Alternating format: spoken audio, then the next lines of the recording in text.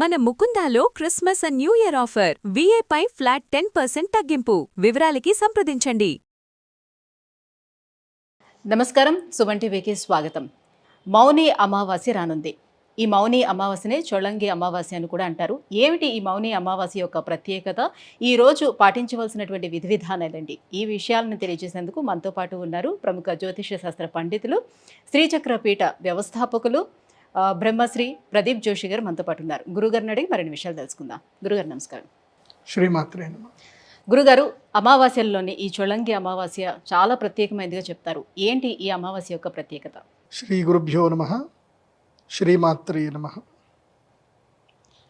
అచింత్య వ్యక్త రూపాయ నిర్గుణాయ గుణాత్మని సమస్త జగదాధారమూర్తయే బ్రహ్మణే నమః. శ్రీమాత్రే. ప్రతి అమావాస్య కూడా శ్రేష్టమైనది. ప్రతి సంవత్సరానికి మనకి 24 పర్వదినాలు అంటారు. వీటిని పూర్ణ దినాలు అని అంటారు, పర్వదినాలు అంటారు. 12 పౌర్ణమిలు, 12 అమావాస్యలు. పౌర్ణమి దేనికోసమనంటే మనము పాజిటివ్ ఎనర్జీ పొందడానికి పౌర్ణమి.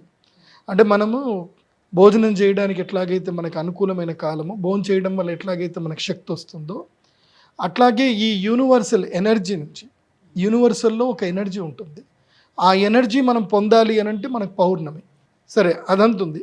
మన లోపల ఉండే నెగిటివ్స్ మొత్తం పోవాలి. ఎందుకోసం అంటే తీసుకోవడం ఎంత ఉంటుందో వదలడం కూడా అంతే ఉండాలి.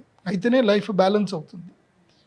సో మనకి ఎనర్జీస్ ఎంత తీసుకున్నా, సో ఆ ఎనర్జీస్ డిఫికల్ట్ అయినప్పుడు కొన్ని పోగొట్టుకోవాల్సి వస్తుంది.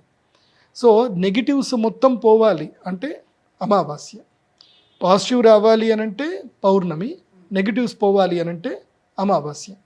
ఎందుకు? పౌర్ణమికి పూర్తిగా ఆపోజిట్ ఏంటిది అని అంటే అమావాస్య. అవునా కాదా? సో పౌర్ణమి మనకి చంద్రుడు పూర్తిగా కనిపిస్తాడు, అమావాస్య చంద్రుడు అస్సలు కనిపించాడు. అమావాస్యకి చంద్రుడు పూర్తిగా సూర్యుడితోటి ఉండిపోతాడు కాబట్టి మనకి కనబడ్డు. సో పౌర్ణమి ఏమవుతుంది? చంద్రుడి యొక్క వెన్నెల్లో మనకి జలము ద్వారా మనకి శక్తి వస్తుంది. మన శరీరంలో కూడా జలం ఉంది కాబట్టి మన శరీరం లోపలికి శక్తి ఆవాహన అనేది ఈజీగా జరుగుతుంది. అమావాస్య రోజు జలతత్వమైనటువంటి చంద్రుడు ఆ యొక్క శక్తిని నీళ్ళలోకి ఇచ్చేస్తాడు. ఎందుకోసం అంటే బయట కనబడ్డు కదా, నీళ్ళల్లో శక్తి ఉంటుంది. అందుకే ఆటు పోటు అనేది ఉంటుంది. దీని యొక్క వైశిష్ట్యత ప్రకారము మనం అర్థం చేసుకోవాల్సింది ఏంటంటే, అందుకే ప్రతి అమావాస్య రోజు నదీ స్నానం చేయడము, పితృదేవతలకు తర్పణం ఇవ్వడము, తర్వాత అమావాస్య ముఖ్యంగా ఎవరైతే గనక దీక్షాపరులు ఉంటారో అమావాస్య ఉపవాసం ఉంటారు. ఉపవాసం అంటే ఒక పూట తింటారు, ఇంకో పూట తినరు. కొంతమంది ఉపవాసం కూడా ఉంటారు. అమావాస్య రోజు విశేషం ఏమిటంటే నెగిటివ్స్ మొత్తం దూరం చేసుకోవాలి. అందులోనూ అన్ని అమావాస్యల్లో కొన్ని బలమైన అమావాస్యలు ఉంటాయి. అందులోపల బలమైన అమావాస్యల్లో ఒకటి నదీ స్నానము చేయడానికి, పూర్తిగా నెగిటివ్స్ అన్ని దూరం చేసుకోవడానికి, కుంభమేళ పుష్కర స్నానాలు అన్నీ చేయడానికి అత్యంత అనుకూలమైన అమావాస్య మౌని అమావాస్య. అదే ఈ పుష్యమాసంలో వచ్చే అమావాస్య, పుష్య అమావాస్య. ఈ పుష్య అమావాస్య చాలా శ్రేష్టమైంది. ఇదేమిటంటే మన యొక్క పాపకర్మ పంకిలమంతా కూడా పోగొట్టుకోవడానికి పుష్య అమావాస్య. తర్వాత మాఘ అమావాస్య వస్తుంది. మాఘ అమావాస్య చాలా గొప్పది. దాని యొక్క శక్తి ఏమిటి అని అంటే గనక, ఎవరికైతే గనక అనువంశికంగా దుఃఖం వస్తుందో, అంటే సంతానం లేకపోవడమో, తర్వాత ఇంట్లో ఎవరైనా మరణించడమో, అలాంటివి అనువంశికంగా దుఃఖం వచ్చేటువంటి వాళ్లకు మాఘ అమావాస్య శ్రేష్టమైంది. అలాంటి మాఘ అమావాస్య రోజు పుష్కర స్నానం చేసినా, నదీ స్నానం చేసినా, తర్పణాలు చేసినా వాళ్ళకి సంతాన భాగ్యం అనేది 100% కలుగుతుంది. అనువంశిక దోషాలన్నీ కూడా పోతాయి. ఆ తర్వాత ఇంకోటి ఉంటుంది, మహాలయ అమావాస్య. అది మనకి భాద్రపద మాసంలో వస్తుంది. ఆ అమావాస్య చాలా శ్రేష్టమైంది. అది పిండ ప్రదానాలకు, పితృదేవతలు చేయడానికి. ఎందుకోసం అంటే పితృదేవతలు సంతోషించాలంటే ఆ అమావాస్య. ఇంకొక అమావాస్య ఉంటుంది, అది పవర్ఫుల్ అమావాస్య, డబ్బులు ఇస్తుంది ఆ అమావాస్య. ఆ అమావాస్య లక్ష్మీ పూజ చేస్తే లక్ష్మీదేవి కనకవర్షం కురిపించేస్తుంది. అదేంటి మీ అందరికీ తెలుసు కదా, ఏంటిది? అది దీపావళి. ఆశ్వయుజ అమావాస్య, దీపావళి. సో ఈ 4 అమావాస్యలు చాలా శ్రేష్టమైనవి. ఇంకోటి ఆషాఢ అమావాస్య ఉంటుంది, అది గుప్త అమావాస్య అంటారు. అది వారాహి అమ్మవారికి, తర్వాత వామాచార తంత్ర పూజలకి ఆషాఢ మాసం. అది పరశురామ క్షేత్రంలో గనక ఆషాఢ మాసంలో అమావాస్య పూజ చేయించుకుంటే అసలు నువ్వు ఏదంటే జరుగుతుంది. ముఖ్యంగా శత్రుబాధ విముక్తి కలగాలి, రుణబాధ విముక్తి కలగాలి. ఏ మనిషికైనా జీవితంలో దుఃఖం వచ్చేది ఒక అన్ఎక్స్పెక్టెడ్ థింగ్ వల్లనే జరుగుతుంది. ఇప్పుడు మీరు ఎంతో ఇష్టంగా ఒక ల్యాండ్ కొనుక్కున్నారు, ఒక 10 ఎకరాలు ఎక్కడో కొనుక్కున్నారు, మీ జీవితకాలం కష్టపడి సంపాదించినట్టు కొనుక్కున్నారు. మీరు కొన్న కరెక్ట్గా ఒక నెల రోజులకు ఒకడు వస్తాడు, నాకు ఇది ఆల్రెడీ అగ్రిమెంట్ జరిగింది, ఇది నాది అని కేసు పెట్టాడు. మీ 10 కోట్లు అక్కడ ఇన్వెస్ట్ చేశారు, ఆ కేసు తేలేసరికి 10 ఏళ్ళు అవుతుంది. దాంట్లో ఏమీ లేదు, వాడేదో డూప్లికేట్ డాక్యుమెంట్ చేసుకొని వచ్చాడు, డూప్లికేట్ సంతకం పెట్టుకొని వచ్చాడు, కానీ కోర్టు అది తెలియదు కదా, 10 ఏళ్ళు అవుతుంది. పరిష్కారం ఎక్కడ, ఎవరిని అడుగుతారు? దానికి ప్రతి అమావాస్య అమ్మవారు అనుగ్రహించింది. బగలాముఖి అమ్మవారు చెప్పింది, మీరు అమావాస్య రోజు రండి నా దగ్గరికి, మీ బాధలు ఏవో చెప్పుకోండి. అంటే లైక్ జనతా గ్యారేజ్ లాగా అనమాట, అమ్మవారు గ్యారేజ్ ఓపెన్ చేస్తుంది, రండి మీ ప్రాబ్లమ్స్ ఏందో మొత్తం చెప్పండి, అమావాస్య నేను మీ అందరికీ అవైలబుల్ ఉంటాను, మీ బాధలన్నీ కూడా వింటాను అని అమావాస్య బగలాముఖి అమ్మవారు అనుగ్రహించింది. అందుకే ప్రతి అమావాస్య మా శ్రీ చక్రపీఠంలో బగలాముఖి పూజ చేస్తాం. ఈసారి మీరు అంటున్న ఈ చొల్లంగి అమావాస్య అంటున్నారు కదా, ఈ చొల్లంగి అమావాస్య ఏమిటంటే కనుక మనము పైరు మొత్తం కూడా తీసేసి, ఇప్పుడు సంక్రాంతికి పైరు తీసేస్తాము, ఈ చొల్లంగి అమావాస్యకి మనం ఏం చేయాలి అని అంటే పైరుని పూజ చేసుకోవాలి. అంటే ఆ భూమి మొత్తం చదును వేసి భూమి పూజ చేసుకోవాలి. భూమి పూజ చేసుకొని నత్తలు చల్లాలి. యాక్చువల్లీ ఇది రూల్ ప్రకారం నత్తలు. చొల్లంగి అంటే దీని ఏమంటారు, డొల్ల చేయడము అని అర్థం నిజం చెప్పాలంటే. అంటే భూమిని డొల్ల చేయాలి. మనం ఇప్పటిదాకా సంక్రాంతి వరకు పంటలు పండించుకున్నాం, బియ్యము అంతా ఇంటికి తెచ్చేసుకున్నాం, కానీ మనము భూమిని పట్టించుకోవట్లే. భూమిలో దున్నాలి అని చెప్తున్నారా? మొత్తం అంతా భూమిని దున్ని ఏం చేయాలంటే నత్తలు ఇయ్యాలి. ఇప్పుడు ఆవు పేడ చల్లాలి, నత్తలు వేయాలి. నత్తలు వేసి నెక్స్ట్ కార్తెలు వస్తాయి. ఇప్పుడు ఇది అయిపోయింది, ఇప్పుడు మకర రాశి లోపలికి ఎంటర్ అయ్యాడు, శ్రవణ నక్షత్రం లోపలికి ఎంటర్ అయ్యాడు. మకర రాశి లోపలికి శ్రవణం, కుంభం, శ్రవణం, ధనిష్ట అయిపోయిన తర్వాత ఎప్పుడైతే సూర్యుడు శతభిష నక్షత్రంలోకి ప్రవేశిస్తాడు, శతభిష నక్షత్రంలో ప్రవేశించగానే ఎండ తీవ్రత అనేది పెరుగుతుంది. అప్పుడు భూమి మళ్ళీ తనను తాను ఈల్ చేసుకుంటుంది. మళ్ళీ అప్పుడు మనము నాట్లు వేసుకుంటాం.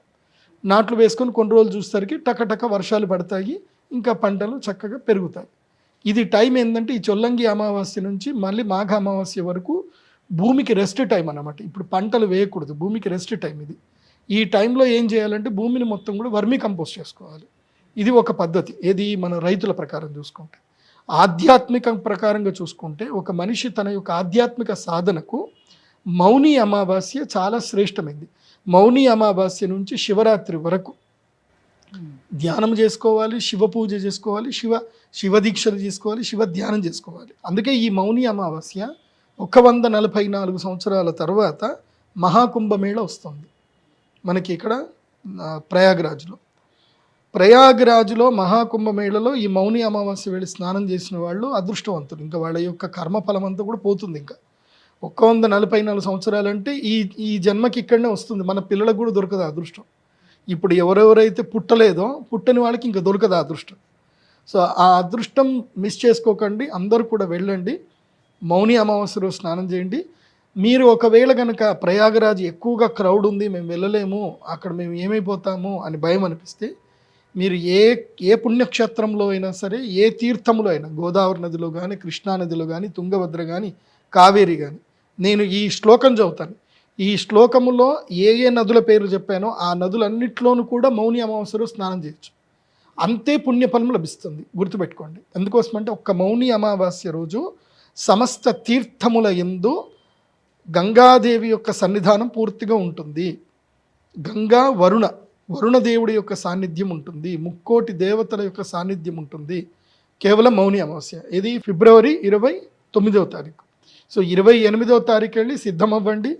29వ తారీఖు మౌని అమావాస్య రోజు నదీ స్నానం చేయండి. మినిమం ఒక అరగంట సేపు స్నానం చేయాలి. అంటే ప్రయాగ్రాజ్ వెళ్ళలేని వాళ్ళు ఎవరైనా ఉంటే ఇటువైపు హరిద్వార్ కానీ లేకపోతే నాసిక్లో కానీ అట్లా ఏమైనా, అదే చెప్తాను, ఒక శ్లోకం చెప్తాను, ఆ శ్లోకం వినండి. ఆ శ్లోకంలో ఏ నదుల పేర్లు వచ్చాయి, మీకు ఎక్కడ ఆ నది దగ్గర ఉందో అక్కడికి వెళ్ళిపోండి. శ్లోకం జాగ్రత్త వినండి. గంగా సింధు సరస్వతీ చ యమునా గోదావరి నర్మదా కృష్ణా భీమరతీ చ ఫల్గు సరయు శ్రీగండకీ గోమతి కావేరీ కపిలా వరాహతనయ నేత్రావతి ఇత్యాదయో నద్యశ్రీహరిపాద పంకజభవాహ కుర్యాద్ధ్రువం మంగళం. సో శ్రీహరి యొక్క పాదపద్మం నుంచి పుట్టిన ఈ నదులన్నీ కూడా మౌని అమావాస్య రోజు, రాబోయే మాఘ అమావాస్య రోజు స్నానం చేయడానికి శ్రేష్టమైనటువంటివి. ఇందులోపల గోదావరి ఉంది, మన తెలుగు రాష్ట్రాల్లో గోదావరి ఉంది, కృష్ణ ఉంది, తుంగభద్ర కూడా ఉంది. కర్నూలు దగ్గరికి వెళ్తే తుంగభద్రలో స్నానం చేయొచ్చు. ఇంకా అది జరగలేదా, నంద్యాల వెళ్ళండి, మహానందిలో స్నానం చేయండి. మహానంది వెళ్ళండి, అక్కడ మహానంది తీర్థంలో అయినా స్నానం చేయండి. ఈ ఒక్క మౌని అమావాస్య రోజు ఒక కష్టతరమైన ఉపాసన ఉంటుంది. అది గనక చేయగలిగితే వాళ్ళ జీవితంలో అదృష్టం వాళ్ళని ఇట్లా బంగపట్టుకున్నట్టు పట్టుకుంటుంది. అదేంటి తెలుసా, ఆ వ్రతము తప్పకుండా జీవితకాలం చేయాలి. అదొక నిర్ణయం తీసుకోవాలి ఆ వ్రతం పట్టడానికి. అంటే ఒకసారి స్టార్ట్ చేస్తే ఇంకా జీవితకాలం తీసుకోవాలి. దాన్నే మౌని అమావాస్య అంటారు. మౌనం అంటే ఏంది, మౌనంగా ఉండటం, సైలెంట్గా ఉండడం, కీప్ క్వైట్ అని అర్థం. సో మౌని అమావాస్య రోజు మౌన వ్రతం పట్టాలి. మౌన వ్రతము ఈ మౌని అమావాస్య రోజు ఒక్కరోజు, అంటే ముందు రోజు రాత్రి నుంచి మొదలుకొని ఇంకా నువ్వు పడుకున్నావు అంటే నెక్స్ట్ డే తెల్లారగానే ఏరా ఎవడరా పొద్దున్నే నన్ను లేపింది అని అనకుండా, పొద్దున్న లేవనే కాఫీ అని అనకుండా సైలెంట్గా ఉండాలన్నమాట. ఒక్క మౌని అమావాస్య రోజు సైలెంట్గా ఉండాలి. సైలెంట్గా అంటే ఇంకా రాయడము, ఈషారాలు చేయడాలు ఏవి చేయకూడదు. ఎవరితో సంపర్కం ఉండకూడదు. దైవ సన్నిధానంలో ఉండిపోవాలి. ఒక్క మౌని అమావాస్య రోజు తమ యొక్క వాక్కును శివుడికి ఎవరైతే తర్పణం చేస్తారో, అంటే ఆ ఒక్కరోజు వాక్కుని శివుడికి అంకితం చేయాలి. వాక్కును అంటే మనస్సును కూడా, ఎందుకోసం అంటే మనస్సు ఆలోచిస్తుంది కదా. సో మనస్సు ఆలోచించకుండా, మనస్సు ఆలోచిస్తేనే కదా మాట వచ్చేది. సో మనస్సుని వాక్కుని పూర్తిగా శివ సాన్నిధ్యంలో వదలాలి. అంటే మౌని అమావాస్య రోజు ఏదైనా శివాలయం, ఏదైనా దేవాలయం వెతుక్కొని వెళ్ళి అక్కడ సేవ చేయాలి. పూర్తిగా స్నానం చేసి అక్కడనే నదిలో స్నానం చేసి శివుడికి మంచిగా చేసేసి క్లీన్ చేసి మంచి గుడి అంతా అవన్నీ క్లీన్ చేసి సేవ చేసుకోవాలి. శివుడైనా సరే కృష్ణుడైనా. నేను ప్రాక్టికల్గా చెప్తున్నాను, నా అనుభవం చెప్తున్నాను. మేము మధ్వ సాంప్రదాయం. మా పూజ్య గురువులు శ్రీమన్ మధ్వాచార్యుల వారు, ఆనంద తీర్థాచార్యులు అంటారు. మాకు బేస్ ఆరిజిన్ ప్లేస్ వచ్చేసి మాకందరికీ ఉడిపి క్షేత్రం. ఉడిపి అక్కడ అష్టమఠాలు ఉంటాయి. మౌని అమావాస్య వచ్చింది, ఏం చేయాలి, ఇది ఉంది, మా గురువు గారు చెప్పారు ఏం చేయాలి. అటు ఇటు చూస్తే కృష్ణ, ఉడిపిలో ఉన్నాను నేను. ఉడిపిలో అక్కడ తీర్థం ఉంటుంది, అక్కడ చిన్నగా కోనేరు ఉంటుంది. అక్కడ కృష్ణమఠంలోనే కోనేరు ఉంటుంది. మాకైతే అలౌడ్, ఎందుకోసం అంటే మేమంతా మా బ్యాచే కాబట్టి మాకంతా అలౌడ్, వేరే వాళ్ళకి అలౌ చేయరు అక్కడ. సో లోపల దిగి తీర్థానికి పుణ్యక్షేత్రానికి మధ్యలో శ్రీమన్ మధ్వాచార్యుల వారి యొక్క విగ్రహం ఉంటుంది. మౌని అమావాస్య ఏం చేయాలి, మౌనంగా ఉండి సాన్నిధ్యంలో ఉండాలి. సో నేను మా గురువు దగ్గరికి వెళ్ళిపోయా. నాకు మా గురువే దైవం కాబట్టి ముకుంద భక్తియే గురుభక్తి జాయే అని మాకు శ్రీమన్ సుమధ్వ విజయలో చెప్పారు. కాబట్టి నేను వెళ్ళి అక్కడ అన్ని పావురాలన్నీ పాడుపాడు చేసేసాయి. ఆ రోజంతా అక్కడనే ఉండి మొత్తం క్లీన్ చేసేసాను నేను. నా టైం అంతా అక్కడనే, ఇంకెవ్వరితో మాట్లాడలేదు. భోజనం చేసా, మళ్ళీ నీళ్ళలో దిగి ఈదుకుంటూ వెళ్ళి మొత్తం అదంతా క్లీన్ చేసి దండం పెట్టేసుకొని వచ్చా. నెక్స్ట్ మూమెంట్ నా లైఫ్లో టర్నింగ్ పాయింట్ వచ్చింది. అప్పటి వరకు నా దగ్గర డబ్బులు ఎంత ఉండే ఏంటంటే నా బ్యాంక్ అకౌంట్లో 10,000 కూడా ఉండకపోతుండే. ఇప్పుడు దానికి 100 టైమ్స్ నా దగ్గర ఇన్కమ్ ఉంది ఇప్పుడు. దానికి కారణం ఏంటంటే గురువు అనుగ్రహం. ఒక మంచి ముహూర్తం అప్పుడు మనం గురు సేవ చేస్తే మనకు అనుగ్రహం కలుగుతుంది. అందుకే మౌని అమావాస్య రోజు మీరు ఫ్యామిలీకి దూరంగా వెళ్ళిపోండి. ఎవరైనా సరే ఫ్యామిలీకి మీరు ఎన్ని రోజులు సేవ చేసినా చివాట్లు పవాట్లు తప్ప ఏముండదు, ఏమీ దొరకదు. నాకేంటి, ఫ్యామిలీకి మీరు ఎంత సేవ చేసినా ఫైనల్ డే వచ్చేసరికి నాకేంటి, ఎరా నీకోసం ఇల్లు కట్టారా, ఇవన్నీ చేశారా, అది కాదు నాన్న నాకేంటి. భార్య అడుగుతుంది, నాకు ఇంట్లో బట్టలు లేవు నాకు అంటుంది. తీరా కబోర్డ్లు ఓపెన్ చేస్తే పాపం ఈయనది ఒకటే కబోర్డులు ఉంటుంది, మిగతాది మొత్తం ఆమె ఉంటాయి. 90% ఆమె ఉంటాయి, 10% మాత్రం ఈయనది ఉంటుంది. ఈయనకు మాత్రం బట్టలు లేవంటే ఏది ఇవి ఇన్నిగానో ఉన్నాయి, ఒకటని వేసుకున్నారా మీరు అని అంటుంది. ఆవిడని మాత్రం అడిగితే బట్టలు లేవు అంటుంది ఆవిడ. ఇక్కడ ఉన్నాయనంటే అవి నేను వేసుకున్నది మళ్ళీ ఎట్లా వేసుకుంటాం, అది అంతే. సో నాకేంటి మళ్ళీ. సో ఈ ఒక్కరోజు మీరు దైవ సేవలో పూర్తిగా పాల్గొంటే, ఒక్కరోజు దైవ సేవలో పాల్గొంటే జీవితాంతం మీరు కుటుంబ సేవ చేసుకునే శక్తి వస్తుంది. ఆ తర్వాత భార్యకి సేవ చేసినా, పిల్లలకి ఏం చేసినా రావాల్సిన ఏదైతే పోగొట్టుకున్న టైం పుణ్యకాలం ఏదైతే ఉందో అది ఒక్కరోజుతో సిద్ధిస్తుంది. కాబట్టి ఈరోజు సేవ చేయండి. అంటే అవసరమైనప్పుడు మౌనంగా ఉండడం అలవడుతుంది. అది ఉంటుంది, కాకపోతే కష్టం అది. ఈ ఒక్క మౌని అమావాస్య రోజు మీ భార్యలకు చెప్పండి. ఈ వీడియో అందరూ మీ భార్యలకు షేర్ చేయండి. ఏ భార్యల వల్ల ఎవరి మాటల వల్ల అయితే కనుక మీ జీవితం ముందుకు సాగుతుందో వాళ్ళకి షేర్ చేయండి. ఈ ఒక్కరోజు గురువు చెప్పారు, నువ్వు మౌనంగా ఉంటే నీకు 100 చీరలు వస్తాయట అని చెప్పి ఏదైనా ఒకటి షేర్ చేయండి. ఒక్కరోజు మౌనంగా ఉండాలి. ఈ రోజు మౌనంగా ఎవరైతే ఉంటారో వాళ్ళకి అదృష్టం ఉంటుంది. మౌనంతో పాటు ఉపవాస దీక్ష కూడా తీసుకోవాలి. ఉపవాసం చేస్తే మంచిది, లేకున్నా పర్లేదు. లైట్గా తినాలి, పూర్తిగా తినకూడదు. తినడం అంటే మంచిగా తినేసి గురుగారు చెప్పారు కదా మౌని అమావాస్య ఏముంటుంది మంచిగా ఇప్పుడు మౌనంగా ఉండాలి అని అన్నారు, అదే తినేసి పడుకుంటే అయిపోతుంది కదా. అట్లా ఉండకూడదు, ఉండాలి, మౌనంగా ఉండాలి, భగవత్ సేవలో ఉండాలి. అంటే మనస్సు భగవంతుని పైన కేంద్రీకృతం అయి ఉండాలి. ఇప్పుడు చిన్నప్పుడు నేను కూడా ఉపవాసం ఉండేవాడిని ఏకాదశి రోజు. ఇప్పటికి కూడా ఉంటున్నాను, ఈ మధ్య తగ్గింది. సో ఏకాదశి ఉపవాసం ఉండి కళ్ళు మూసుకొని పడుకుంటే మంచిగా సపోటాలు, దానిమ్మలు, యాపిల్స్, పళ్ళు, పలహారాలు అన్నీ కళ్ళలోకి వచ్చేటి అన్నమాట. సో మనస్సుతోటి వాటిని ధ్యానిస్తూ ఉపవాసం ఉంటున్నా అంటే అది తప్పది, దాన్ని మిథ్యాచార అంటారు. సో మనస్సుతో అంటే కర్మేంద్రియాన్ని సంయమ్య అస్తే మనసాచరాన్ని ఇంద్రియాత్మ విమూఢాత్మ మిథ్యాచార సౌచ్యతి. అంటే ఇంద్రియాల్ని బలవంతంగా కంట్రోల్ చేసి మనస్సుతో మాత్రం ఎప్పుడు తెల్లారుతుందో ఆరెప్పుడవుతుందో తెల్లారగానే తినేయాలి. ఈసారి వీళ్ళంతా ఉపవాసం కదా, 6 గంటల దాకా వెయిట్ చేస్తూ ఉంటారు అనమాట. కొంతమంది 12 గంటల దాకా వెయిట్ చేస్తూ ఉంటారు. నాకు ఒక ఫ్రెండ్ ఉండేవాడు, వాళ్ళకి రైస్ మిల్ ఉంటుంది. వాడు ఏంటంటే నిజామాబాద్లో నేను మందు తాగా అని వాళ్ళ అమ్మకి నాన్నకి ప్రామిస్ చేసిండట, వాళ్ళ భార్య ప్రామిస్ చేసిండట. సో వాడికి ఎప్పుడు మందు తాగాలనుకునే నిజామాబాద్ డిస్టిక్ దాగి మెట్పల్లి పోయి మందు తాగేసి వస్తాడనమాట. లేకపోతే అటు కామారెడ్డి పోయి మందు తాగేసి వస్తాడు. నేను చెప్పిన కదా నిజామాబాద్లో తాగనని చెప్పిన, మంది ఆడిపోయి తాగిస్తాను దాంట్లో ఏముంది అని అంటాడు. సో అట్లుంటుంది అనమాట. కాబట్టి మౌని అమావాస్య జీవిత కాలానికి సరిపడా యోగాన్ని అయితే ఇస్తుంది. దానికి నదీ స్నానం చేయాలి, దైవ సాన్నిధ్యంలో ఉండాలి. ఒక్కరోజు ఇల్లు వదిలిపెట్టాలి.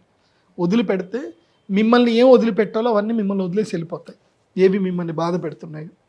అందుకే మౌని అమావాస్య శ్రేష్టము. శత్రుబాధ, రుణబాధ, దుఃఖం ఉంది. ఇందాక చెప్పాను, ఇట్లా ల్యాండ్ ఇష్యూసు, ఏమైనా ప్రాపర్టీస్ అమ్ముడు పోకపోవడము, తీవ్రమైన అనారోగ్యము, ఇవి ఏవి ఉన్నా సరే అమావాస్య రోజు మా శ్రీచక్ర పీఠానికి రండి, బగలాముఖి పూజ చేసుకోండి, పక్కా రిజల్ట్ దొరుకుతుంది. మొన్ననే ఒక కొడంగల్ నుంచి ఒక ఆయన వచ్చాడు, సార్ గురూజీ నా ల్యాండ్ అమ్ముడు పోతుంది గురూజీ అని వచ్చాడు. చేసుకో అని చెప్పా, పూజ చేసుకున్నాడు, తెల్లవాళ్ళు చెల్లాడు. 1,20,00,000 ఎక్స్పెక్ట్ చేశాడు, 1,50,00,000కి రేకరం అమ్ముడుపోయింది. So is happy now. అట్లా హ్యాపీ అని చెప్పి ఏమన్నా ఇయ్యు అని నేను అడగను. మీది ఏదన్నా మీ టెంపుల్కి మీరు ఏమన్నా డొనేషన్ చేసుకుందంటే చేసుకోండి, బట్ బీ హ్యాపీ. కానీ ఇవ్వడం నేర్చుకున్న వాడికే భగవంతుడు ఇస్తాడు. దానం చేయలేనటువంటి వాడికి, చేతిలో ఎముక లేనటువంటి వాడికే దేవుడు ఇస్తాడు. చేతిలో ఎముకుంది, లాక్కుంటాను అంటే దేవుడు ఇవ్వడు. నువ్వు ఎంత నేచర్కి నువ్వు ఎంతగా సపోర్ట్ చేయగలిగితే, ఎంత ప్రొవైడ్ చేయగలిగితే అంత దేవుడు నీకు ఇస్తాడు. అది గురుగారు, మౌని అమావాస్య యొక్క ప్రత్యేకత ఏంటో, ఆచరించవలసినటువంటి విధి విధానాలు ఏంటో తెలియజేసినందుకు ధన్యవాదాలండి. శ్రీమాత్రే.